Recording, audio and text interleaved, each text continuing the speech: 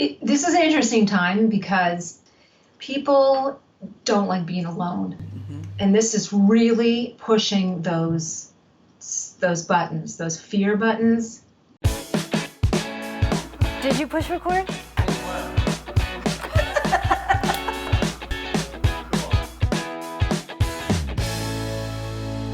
Thanks so much for tuning in to Second Act TV. I am very happy to welcome Treva Brandon Scharf back to our program today. Treva, thank you so much for joining me. You got it. I love coming here. I love you. It's my favorite place, right next to our podcast. Well, yes, of course, over to yours. And Treva, of course, is the co-host of Done Being Single with Treva and Robbie, and she is the author of the Late Blooming Bride blogs. And I read one of your blogs yesterday. I said, I got to have you on. And since we don't have anywhere to go right now. Right? We got all day and night. And next week. Hopefully not next month, though.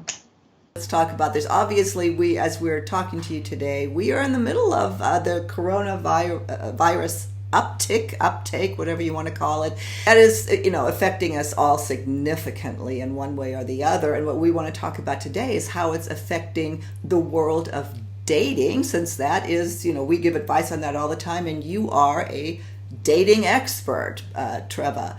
What's going on? What are you telling your people? What are you hearing? This is an interesting time because, as I wrote in my blog piece, that people don't like being alone. Mm-hmm. And this is really pushing those buttons, those fear buttons. And and I was suggesting use this time as practice to get comfortable in your skin. I was single for a really long time, and I had to get my head around it. I had to get comfortable with it. I had to embrace it and just say, okay, this is what it is, and I'm going to make the best of it. Because at the end of the day, especially right now, you are all you have. Yeah.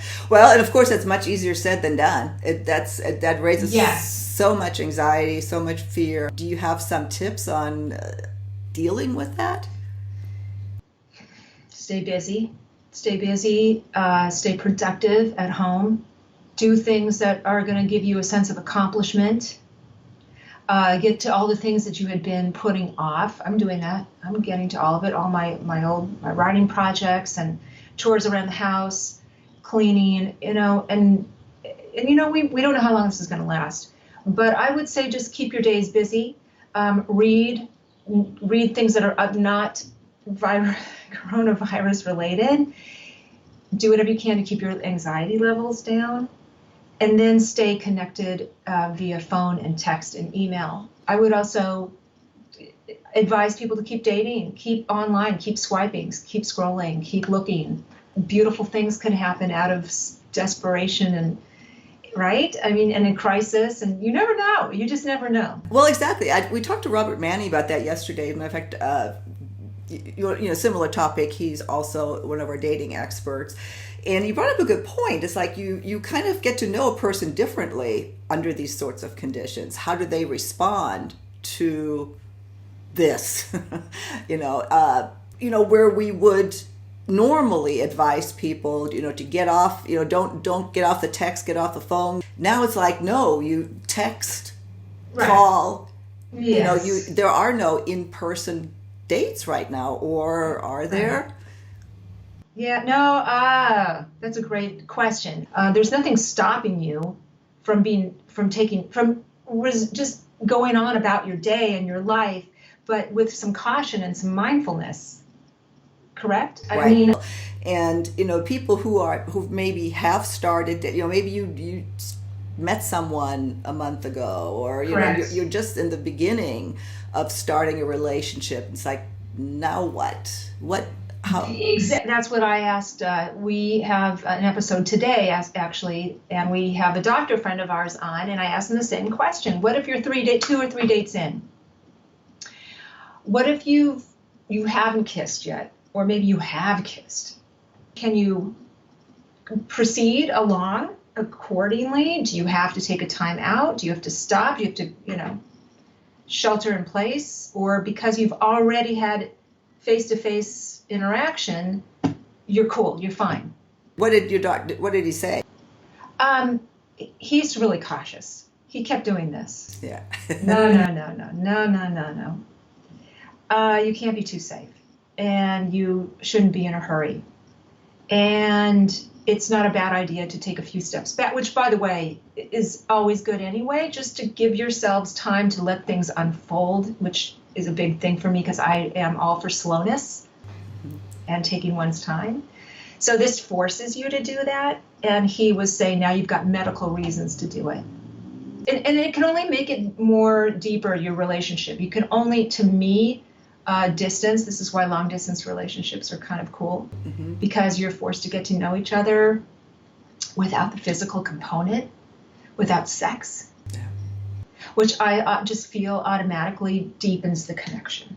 Yeah, it takes things off the table, and it is forcing you to get to know each other and interact on a whole different level. I mean, maybe ultimately that will be a good thing. I think it can be a bad thing. I don't know. I'm a super worrier. I'm also a super warrior, but I'm a super worrier.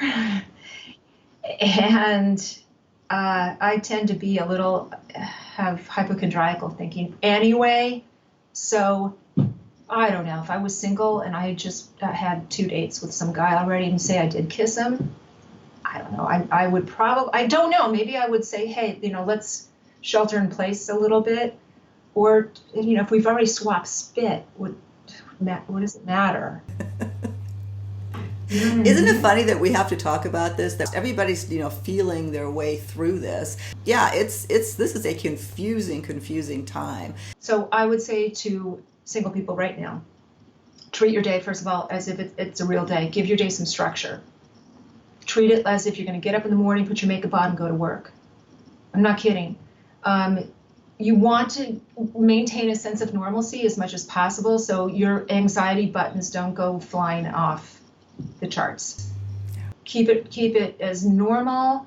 Keep yourselves busy, productive, accomplishing things. That's just inside. And then do your work inside to stay calm and centered. Easy for me to say. Listen, I'm partnered, I'm married, but that doesn't mean I don't struggle with my internal anxiety. It has nothing to do with him. Right. So that's just who I was when I came into this marriage. I came into this marriage a cuckoo bird, a neurotic, menopausal nut job. So you're not alone, readers, watchers, viewers. You are not alone. Just because there's someone here with you means nothing. I feel for single people. I get it. All the more reason why you need to have a sense of connection at all times. Yeah. Even I don't care who it's with. Have your speed dial people. Have your people, the people that will get you off the ledge. Have your fun chatting people. Have your comfort people. Have your SOS people. Get air, get sunshine, get oxygen flowing, get some exercise, get the endorphins going. That'll make you feel good. Have a few 100 bottles of wine nearby. Few. I said few, and then I turned that into 100. Set up some like fun happy hour cocktail hours with your girlfriends or friends. You could do, Zoom. Yeah, you can do virtual. Right? Exactly. That's a great way to. A bunch of people together. You can do that for a date. You can do that as a date.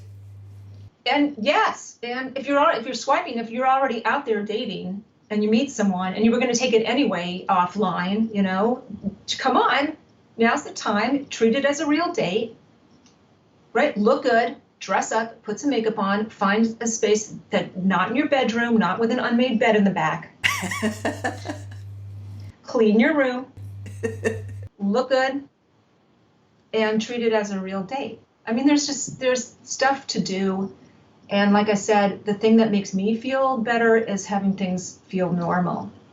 It's this this fear, this unknown thing that tends to, I know that it affects me even. Yeah. And I know better. And I have 150 years of solitude, of being alone experience.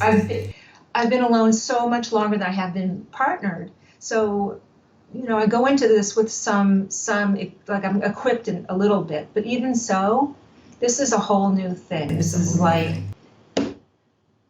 just, you gotta breathe. And if you do go out, like I said, make sure you make eye contact with people. You just have to smile, a little tiny smile. If you're at the market, why not? I would say this at any time of life. Anywhere you go is a chance to connect with someone, and connection is so important right now. Even the littlest, tiniest, like little smile, and makes you. Well, it can make a big difference. We're all in this to together. Yeah. Right. Mm-hmm. Absolutely. It can make a huge difference to somebody. Well, Treva, thanks for joining me. You just kind of jumped on the call with me. We're both, let's talk about this. Let's, because we're both, it's a stressful time. I'm going to link to your article, and I'll see the show that you were talking about too. I'll link to that as well. Maybe that'll help. And if any of you out there have questions, or you have some suggestions even of what you're doing to, hook up offline, or not offline, online. What are you doing to keep love alive in this time? We'd love to hear that as well. So again, Treva, thank you, and we'll see you next time. Yeah, also keeping your sanity alive during the time of coronavirus. Just staying sane. And if you need someone to talk to, reach out. I've got great ideas and tips and skills and stuff and hacks, and in that article that you're going to link to, it has a whole meditation that I spelled out, because that's getting me through a lot right now. You can take care of yourself. You can take your anxiety levels down, and I spell it out in my blog. You do, and you do it well, and I thank you for being your wonderful, charming, authentic self as always, Treva. Take care of yourself. Take care of Robin, too. And we'll talk soon. Big kiss. Bye. Mwah. Yeah, oh, Big kiss, 'cause I can do it. elbow. The only time I can kiss you. Bye-bye, Treva. Bye-bye. Have a great day.